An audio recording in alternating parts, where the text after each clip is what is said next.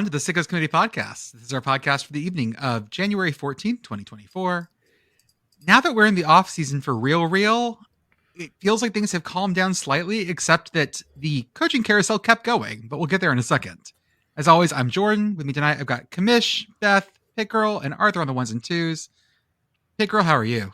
I'm good. I will say, as the little banner by my name notes, I did spend half an hour in a Marshall's checkout line yesterday. Jesus God Christ. bless those poor understaffed Marshalls folks. I'm not quite sure what was going on that they were that understaffed, but at one point while I was in the line, the manager got on the loudspeaker to thank the employees who were there for showing up for work that day. And to thank those of us who were in line for our patients. So shout out to our heroic service workers who are out there helping us buy discounted Korean skincare. Thank you. Yeah. I was going to ask what you got. Anything fun? Yeah, mostly discounted Korean skincare. Okay. Sounds good. I'm surprised that a Marshalls would have that many, be that busy that not having that many people, checking people out would actually back things up. It was insane. I will say that this Marshalls is a combination Marshalls Home Goods, so it is quite large. But yeah, I have never been in a line that long. It wrapped how Marshalls has the we're going to trap you in the line and then show you all the other stuff that you can buy. Yeah. The line was backed out all the way through that and then wrapped back around past it all the way past the end again. Christ. Yes, it was very long. But Beth, I lived. Beth, how are you? I'm doing well. I'm trying to acclimate to a world in which the Commish has provided my father with his new most prized possession. The smile on your dad's face getting his koozie it made my day today. Yeah. On a day where it's fucking cold out and everyone's a little stir crazy and kids being shitty and I'm being shitty, that made me happy. Thank you. You're welcome. Yeah, he's legitimately thrilled with it. If you didn't donate above the Ferentz line, I'm very sorry that you will not also get to experience this joy. There you go. Commish, how are you? I'm great. Just fresh off of Monster Jam. Sunday. You sent me a scoreboard. What possible is it like wrestling where it's fake scored? No. Okay. So I've never been to Monster Jam. And believe me, I don't think I've seen monster trucks in person growing up. I don't know if my dad ever took me or not. I have to bug him or not. But I don't have any recollection of going to the Louisiana Superdome to see monster trucks on Sunday, just $5. And I know it was definitely not just $5. Not anymore, yeah. Not anymore. Inflation.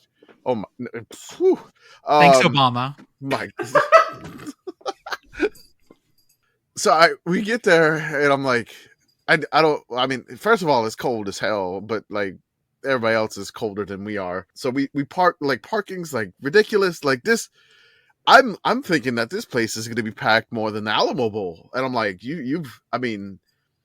they got street vendors selling merch and everything. I'm like, this is nuts. So I wanted to go to they had a show last night and then they had the show in Sunday afternoon. I chose the one where the Cowboys playoff game was going because I figured it'd be less people, which it was, which is nice. So I didn't have to squinch in a bunch or anything like that. But first Monster Jam experience ever. My kid, my son, he's 6.5, and his favorite thing right now is monster trucks. And this has been going on for about a year.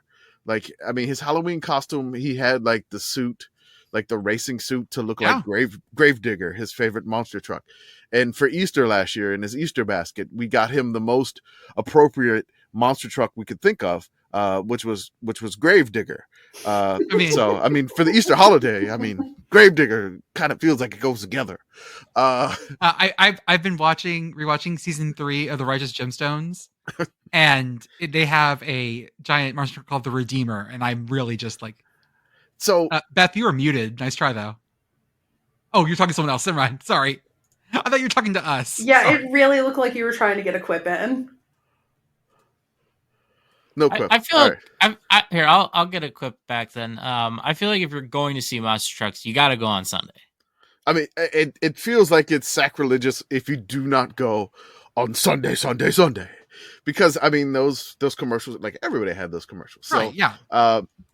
so I get there, I don't really know what to expect. You know, I know just off the top, I'm like, the fumes are gonna be whatever. We need ear protection, guaranteed. I'm gonna need some ear protection. I got like these little earplugs for myself. I got my son like a nice like you know, earplugs and everything. He wore his Gravedigger shirt that he got for Christmas from my mom or whatever, underneath the multiple layers we had to wear walking in. And it turned out to be like a competition. So it's like it's like a show. And in the beginning of this, they're talking about this one guy. He's the 14-time champion, and this is his last year that he's racing as a full-time like Monster Jam driver. And he's like the driver of like Max D, which is an abbreviation for Max Destruction. Okay. So he comes out and they introduce him, and he guns it, and he goes over the thing, and then he tries to do like a turn, but then he loses control of the turn, and he smacks his right rear wheel into like the barrier, which apparently is just dumpsters with like banners over that. So, and then he pops his right tire to start. And so he's just sitting there, and then they're introducing everybody else, and he has a flat tire, and he's just got to sit there while they're introducing everybody else. And I'm like, you got to be kidding me. So once they're done introducing everybody, they're like, okay, we're going to do the race. There's 12 monster trucks, and here is a 12-team bracket. So I got to see the preview of the college football playoff in monster truck form. Okay, here's a question for you. Okay. How much do you think one monster truck tire runs? Oh God, I don't even like. I mean, it's gotta be like $2,000 to $3,000. I will tell you that a standard Class A RV tire runs $1,000. Oh, then this has to be like 5,000 or something. What is it? Is $2,600 to $3,000. Jesus. And just so fucking pop it on your intro lap. Expensive whoops. He didn't even make it, like he made it halfway on his intro lap, and he just had to sit there, and then they just introduced everybody. It was nuts. So like I you know, so the first section is that 12-team playoff, the 12 Monster Jam playoff. They do a race. So they start in the middle, and they do like a circle, and then they go around and they race, and they meet on the. They try to do that. So the best race I saw was El Toro Loco versus like Gravedigger. And they both had the best lap times, and it was like a photo finish, and El Toro Loco won it by a nose. Wait, do they have to like destroy things on their laps around? You get extra points? No. What's the point then? So it's just like monster truck racing. Yeah, it's not demo derby. It's not demo derby. But they crush trucks. They crush their cars. That comes later. Okay, I'm sorry. I'm getting ahead of myself. Getting ahead of yourself. So after that, then they do like a trick thing. So like all 12, they get 2 runs basically to do like an X Games style thing. Okay. With the monster truck. Like, can you flip it up on the nose and then like, you know, flip it on the side or something like that? Yeah. So yeah. So that was the second one. And then they called it halftime, which is weird because there was only one event left after this. they called it halftime. They had the company that sponsors the like all the monster trucks and everything like that. It's I think it's like JBG or something like that. It's like a construction company. Sure. So they had like backhoes and like construction equipment, and it's just like you gotta coming out for halftime, doing like dancing like cheerleaders with like their backhoe buckets. They're like lifting themselves up off to the side, like Zamboni. They're doing. And then there's the actual like legitimate dirt like backhoes that are changing the course to make the jumps higher, to make the monster trucks go higher for different. And I'm like, you got me like more halftimes should be like that. Yeah, like we should have for bowl games. That should be the new thing. Like the Tax Act Bowl should have people doing your taxes. Like just however many lucky fans in attendance, just bring all your paperwork, and then at halftime, you just go down to the field. They just do your taxes like that. That should be a halftime. With a really aggressive in-stadium color commentator, though. Exactly. Just they're just on the scoreboard. All the deductions you're getting. The crowd probably boos if you just take the standard deduction. No, you don't fucking take the standard deduction if you're in the stadium. Come on. It might be financially beneficial to you. I don't know. I'm not a tax professional. This is not financial advice. We are not a fiduciary. Do not take financial advice from Sickos Committee, the- LLC. The standard deduction is the sad field goal of taxes. It is. Yeah, that's right. Gotta itemize that shit. Uh-huh. Keep Give your us those receipts, receipts. kids. You should probably take the standard deduction. Don't listen to me. No, they should have a standard deduction, but for drives, like you can just say yeah, we'll take 2 points at the beginning of every drive. And Oh then yeah, just you give the give ball the back. your average. Oh yeah, sure. With this drive, can we just take 1 point? Oh, Iowa gets 0 points either way. This is perfect. Oh. We'll talk about Iowa in a little bit. You're not going away at Iowa. So Commish, who won?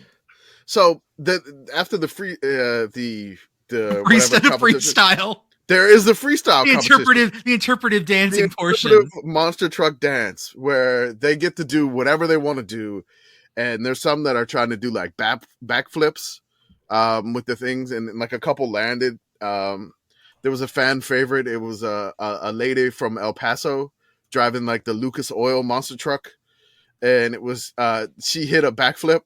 But then her axle broke after landing the backflip. So, everybody was okay, which is nuts. Then you would see Carrie Strugged it. Essentially. She finished third in that. Her bravery got us through the fucking Whitewater scandal, okay? Also, the description of this does feel weirdly like figure skating, where you have here's what you have to do in the short program, and But guess guess what? do in the long program. Guess who are the judges? The fans. Oh, well, this Oh. is... So we just basically went to a website, we typed in a code, and we could rate the drivers on everything except the race because it's timed. But there were tricks or whatever. So the Gravedigger won the trick section and he won the freestyle. So the champion Gravedigger, my kiddo, just super thrilled. One of his favorite trucks now is basically he enjoyed the Black Pearl, which is the pirate theme one, who nailed a backflip, which was amazing. There was one guy, the name of the driver is just John Gordon, and he had a chromed out normal looking truck, just a truck, maybe a Chevy Silverado, but monster truck version of it. And the name of the truck was Bad Company. So every time that they showed him on the screen, it was just Bad Company. Was there a lot of butt rock? Was it everything with shredding electric guitars? There was one, I can't remember which one it was, but just going out to POD. It's just I was come on, man. Oh my god. And El Toro Loco, by the way, again, it's a bull, and you got to put your horns up for El Toro Loco. And I don't think that goes well in Oklahoma. They must hate El Toro Loco. Horns down. That's Spanish for the Toro. That's Spanish for the Toro Loco, by the way. It's my favorite thing at Taco Bell. But Jesus Christ. The Baja Blast. But yes. No, it was a great time. Baja Blast was a monster truck. I would believe you. Oh, we're getting Baja blasted, kids. I want to look at all these monster truck names because they're ridiculous. There's some that were there. One is just it's the Lucas Oil Chris hit. It's the great clip. It's the Great Clips Mohawk Warrior. And I'm oh, get out of here. Oh, I don't know how I feel about that one. But it's got a mohawk on it. It's ridiculous. Okay, but imagine a Pop-Tarts monster truck. I know. Oh, yeah. There used to be a monster truck called Swamp Thing. Bring it back. I remember Swamp Thing, yeah. Yeah. The only monster trucks I know are Bigfoot, Gravedigger, and Swamp Thing. Those are the three that are in my brain because those are the ones I think that had toys back from the 80s. Yeah, seriously, they're giving away toys to kids in the stands, and their parents just look at the people giving them the toys, and you could just see their eyes don't do this. Don't don't give this shit to my kid. Don't. It's enough that we got him to take. I don't need to bring this home. It's just supposed to be a one-time thing. Let's get the Monster Jam out of his system. God. And then my kid comes home, bad company. I love this. And it's just like the driver folding his arms and he's on the screen. It's just like, bad company. I'm like, it's going to be stuck in my head for like a week now. It's amazing. So I would like to talk about something that I messaged you guys this morning. And I simply said that I have something to talk about that is the intersection of why are men, intrusive thoughts, and Jordan being Jordan. It's very cold out today here, guys. This morning it was like low teens, feels like -5 or so. What's the temp right now? It's actually warmed up slightly, I think. I am currently. No, I lied. I'm at 10, feels like -4. Gross. I'm 25, feels like 14. So I'm at 15. I have no idea what it feels like. Go step outside. I'm at 24. Downright tropical here in scenic central Pennsylvania. Balmy. Balmy. And so Feels like 6. there you go. Nice. I decided this morning we're going to go to HEB, and I hopped in the shower, got out, and was standing in my towel, and my backyard has a bit of a patio on it, so it's covered for a bit. And I was like, I remember going outside up in New Hampshire. I was there, like my hair would freeze. That was kind of funny. I wonder what it would feel like if I just went outside in the towel. So I did. So I walk in the backyard. No one could see anything. It's fine. And I was just like, I wonder how it goes. Y'all so much froze. Because I didn't actually dry off a whole lot. And so I just was like, I wonder how this is going to go. So I just walked outside. Jordan, you have nailed why are men in an extremely harmless way, and for that, my hat is off to you. Because most of the time I say why are men, it is not in a way that it is not about something harmless. But this is just guys being dudes. Yeah. Thank you for being a guy being a dude. I don't know what it was. It was an intrusive thought that came in. Like, I wonder what would happen if I just went outside like this. I was in a touring choir. Yeah. 20 years ago.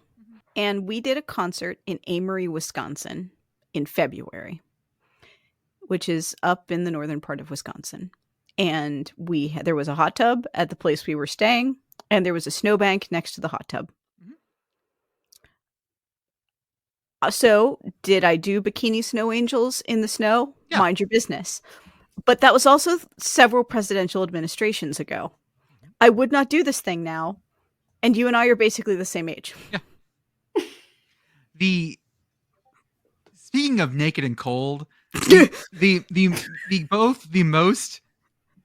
harshest thing anyone has ever said to me while I was naked. I lost a game of beer pong at college, and the bet was to streak down Webster Avenue, which is frat row, to the library and back. It's not that far. Okay. But I'm also not a great runner. So I did this, and I'm going, and someone drives up next to me and just says very calmly, if I were you, I'd run faster. Y'all, welcome to the off season, episode 1. Which feels like no, we would have said this shit during the season. Yeah. Yes. Which is just like the most. It was just like, yeah, you know what? If I were me, I would have run faster too. It happens. Good times. I gotta make a Seinfeld reference. Beer pong. Yeah, true that. Go ahead, Commish. I gotta make a Seinfeld reference. Yeah. Like a frightened turtle. Yeah. Yep. Yep.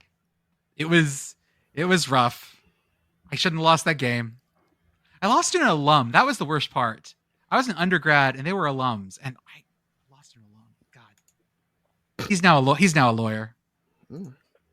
The other dude is I don't know what he does. A consultant. Usually, if you ask what my friends from college ever did, the answer is generally going to be consultant. I'm just going to wave my hands and do that. It's almost like you went to an Ivy League school, Jordan. They all used to be investment bankers. That was always the go-to. But yeah, and then 2008 happened. Right, so they all became consultants. Right. Everybody works at Deloitte now.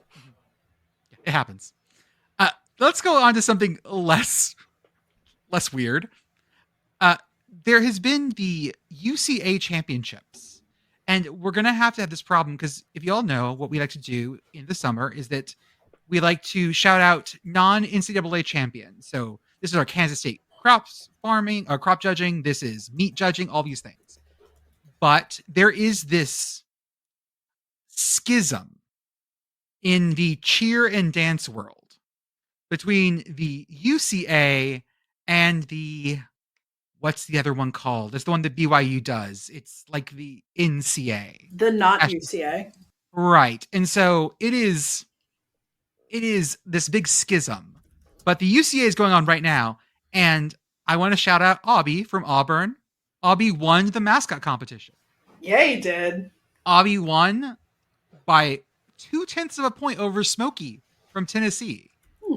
And also on here, third place, a bit behind, whatever the Bearcats name from Cincinnati. Then we have Hookem from Texas, whatever the is called from, and then it goes down from there. Market. Originally, Oklahoma on this score was listed as having 2 points, like 2.54 points. And someone suggested that the scooter must have just fallen over and exploded. This is not the one that BYU does, by the way.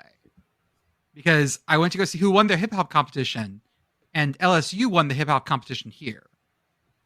But this is not the quote-unquote big one, because apparently the other one is the one that BYU goes to and wins all their big competitions. There's something about, like, this is more, like, this, they require you actually do cheers in this one, where the other one's more of like a dance thing. It's very schismatic here. It's sort of like, College Quiz Bowl has this, and then debate has this fucking problem. Yes, College Quiz Bowl has this problem. High School Quiz Bowl has this problem. I did Quiz Bowl in high school, and we switched formats. I think only the one time when I was in school, like formally for the league, but we played several different formats because that's a thing. Like, there's NAQT, and then there's a bunch of other stuff. NAQT is the best one. Right. We get into this issue, and was it the debate has this problem, and oh god, just this is the problem we have when we try to do this, and we do our best to keep the most correct answer possible, but holy shit, it's so hard to find agreed upon, like, just to say, like, oh, this thing won, because originally in my mind I was like, oh, it was something like this team won Quiz Bowl, they're the Quiz Bowl national champ. It's no, simple. They're not. It's team. No, fucking no, it can't be simple like that. Oh, this team won meat judging. Well, no, because they did not win beef judging. They only won the invitational in this meat packing plant. And oh my god, it's just, it can't be simple. It can never be simple. I mean, I don't really think it's that much different than like how there are so many different selectors that award championships for FBS football. Oh, not at all. You're right. Exactly right. And this is why we have our national title winner UCF that I will always say from 2017. Hang the banner. They did, and what made me realize that they saw it as legit was when they paid Scott Frost and his staff the actual bonus for winning the national title, because that's putting your money where your mouth is and going, you know what, you actually won a fucking national title. We will pay you like you won a national title. Jerry Hill could have had an extra, $25 or whatever the fuck they were going to give him in New Mexico State. A bag of corn chips. Speaking of football things, let's talk about Iowa's offensive coordinator. Y'all, do you know how many days it's been since they announced that Brian Ferentz was not returning? I do, because in a shocking turn of events, I have actually read the show notes. Whoa, Pitt Girl, say it. Wow. It has been 75 days since Iowa announced that Brian Ferentz would not be returning, and yet Iowa still does not have an offensive coordinator. Mind you, by the time that you are listening to this, it will have been more than 2 weeks since their last game. This is why the Catholic Church started locking fuckers in until they made decisions. Mm-hmm. Because they would let this go on too long. Maybe they have made a decision. What might that be? Listen, if you want the job done right, Kirk knows. He knows. Who knows what Kirk wants more than Kirk? Right. I mean, the other option here is one that I have already posited on this podcast, which is that Iowa has decided that they have advanced beyond the need for an offensive coordinator. They've transcended offense. I mean, was it Chip Kelly doesn't have a special teams coordinator? A lot of teams don't have a special teams coordinator. Who needs I mean, that? Maybe that's what I was gonna do. They're just like, whatever, OC by committee. No, this is Barcelona tiki-taki. Everyone plays every position. Twitch plays Iowa offense. I mean, they could just call like the same play every play, and then they don't need an offensive coordinator. Just hand the ball off. I don't want to brag, but I did lead I believe the Glacier Knights. I forget what the fuck they were called. The first fan control football season. My team did win. I was a Wild Ace fan. Never mind, I was a Wild Ace fan. I led the Wild Aces to a national title. Okay, with my play calling. You're celebrating a title for a team you can't remember the name of. They got FCF got wrecked by NFT bullshit. The second season was like Bored Ape FC. Fuck that noise. Gross. Right, but the first season was pure and good, clearly. Because we all had pandemic brain. I would sit there on my fucking phone and my app calling 4 verts every time. Anyways, we won the title. I just want people to know that I am available for this job. What is the Iowa version of not having chosen an OC yet? Like, we have the black smoke. What is the Iowa version of this? I mean, would it have to be something involving corn? Oh, you know what? I know what the problem. I know what the problem is. What? I know what happened. They haven't had the caucus yet. That's what it is. Oh, okay. I forgot that the caucus is going on. Are we saying? They have to decide by caucus. Yeah. Nice. Okay, but are we saying it's like simultaneous, like the when people go caucus sometime soon? I assumed that they tomorrow, had Monday.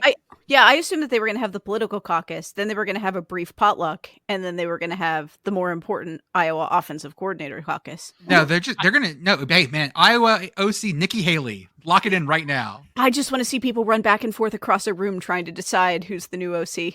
That's the most pure form of democracy. We've always said that. It's people in running in a gymnasium. Yeah, you and your friends in a room standing on opposite sides hollering. Bullying people to come to your corner, actually. Mm-hmm. That's how we wanted it. It's certainly the most proto of all democracies because it's how we solved everything on the playground. Right?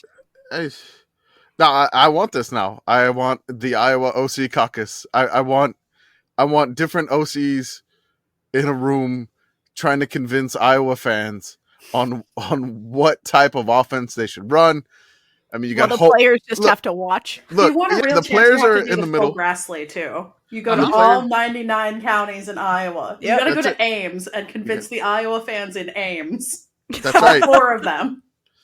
Have I ever complained about the Iowa county map? Do we know the problem with it? We do, and I hate it.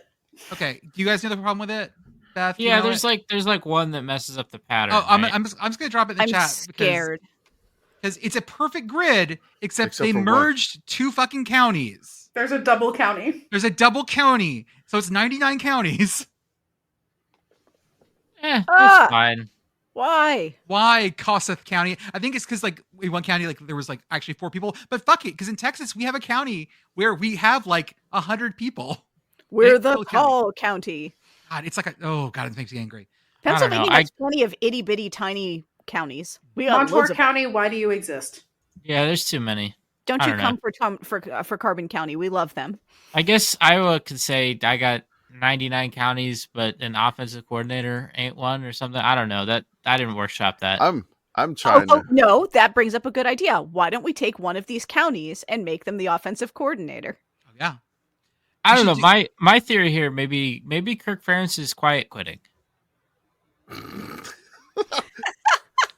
Nobody wants to work anymore. That's the thing. They keep trying to get him to hire one, and he just won't come to the meeting. Not doing it. Like Kirk sorry, I have a dentist appointment. It's my 4th one this week. I'm sorry. The Kirk is just like he's like you fired my son. I refuse to do anything. I'm not hiring an offensive coordinator. I mean, you have the application there. There's people that in our replies that like I applied it, and they just said that it's still in reviewing status. It's so. To be fair, if you apply to those postings, like I don't think they're looking at them. No, it's just fun.